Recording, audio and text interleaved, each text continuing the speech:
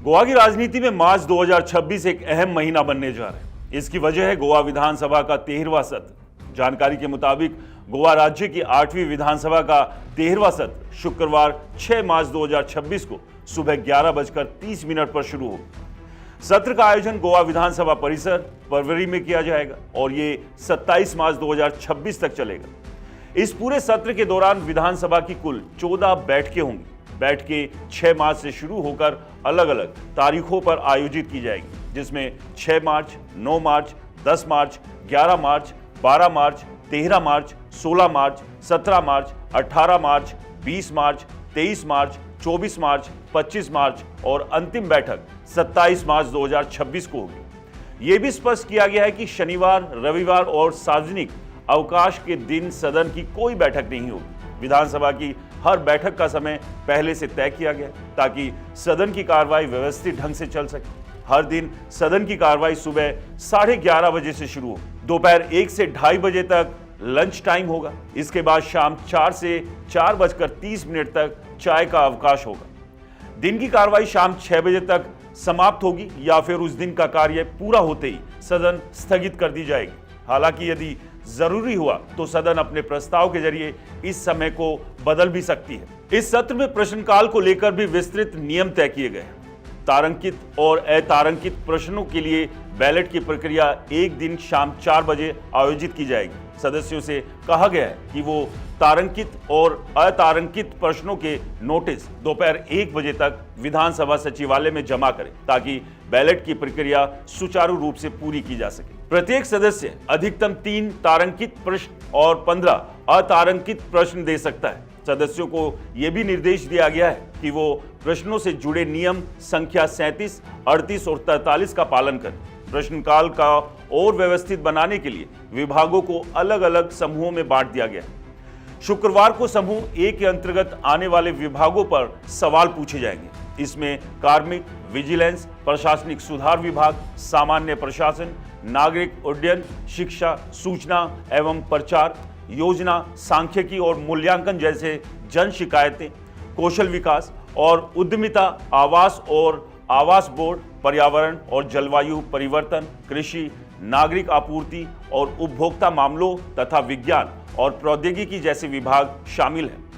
इन विभागों से जुड़े प्रश्नों का जवाब मुख्यमंत्री डॉक्टर प्रमोद सावंत देंगे। इसके अलावा बिजली, नवीन और नवीकरणीय ऊर्जा, संग्रहालय तथा गोवा गैजेटियर और ऐतिहासिक अभिलेख से जुड़े विभागों के प्रश्नों का उत्तर बिजली मंत्री सुदीन धवलीकर देंगे। सोमवार को समूह बी के तहत गृह, एनआरआई मामले, इवैक्यूई संपत्ति, वित्त चुनाव, खान और भूविज्ञानिक, राजभाषा, सार्वजनिक निजी भागीदारी, अभिलेखागार, पुरातत्व, कानून और न्यायपालिका, ग्रामीण विकास, हस्तशिल्प, वस्त्र और कौर विभागों से जुड़े सवाल लिए जाएंगे, जिनका जवाब मुख्यमंत्री देंगे। इसके साथ ही लोक निर्माण, कप्तान ऑफ पोर्ट्स और कानूनी माप विज्ञान से जुड़े प्रश्नों के जवाब लोक निर्माण मंत्री दिगंबर कामत देंगे। वहीं परिवहन, उद्योग, व्यापार और वाणिज्य, पंचायत राज्य, प्रोटोकॉल और विधायी कार्य विभागों के प्रश्नों का उत्तर परिवहन मंत्री गोविंद गोदिनो देंगे।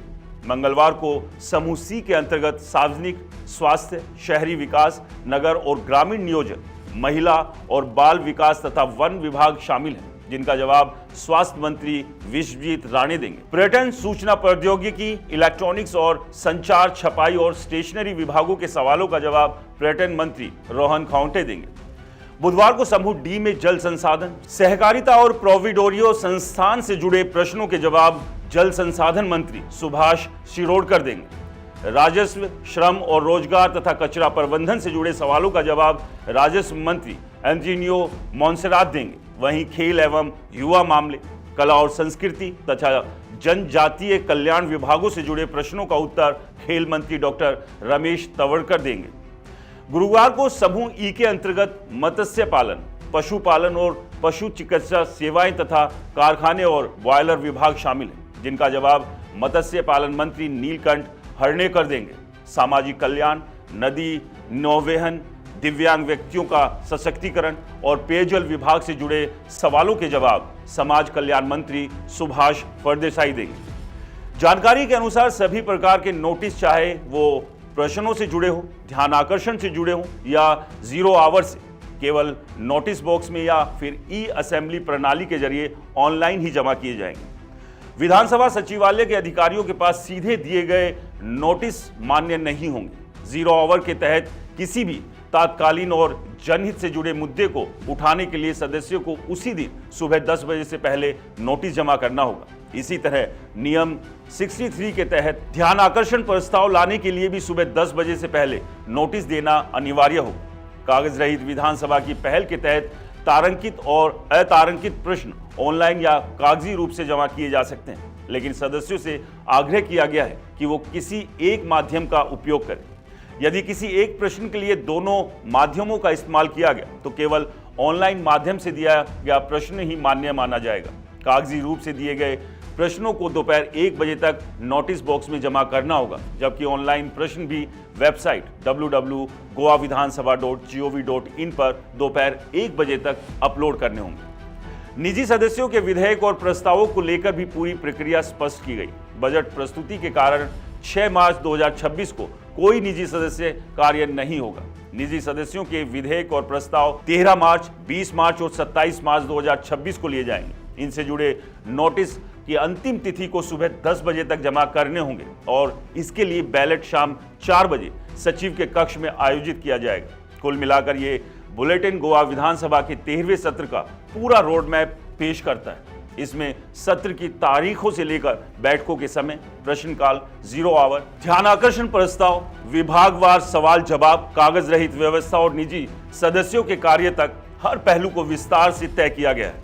ये सत्र न सिर्फ सरकार के लिए अपनी नीतियों को सामने रखने का मंच होगा, बल्कि विपक्ष के लिए सवाल पूछने और जनता की आवाज को उठाने का भी एक अहम अवसर साबित होगा।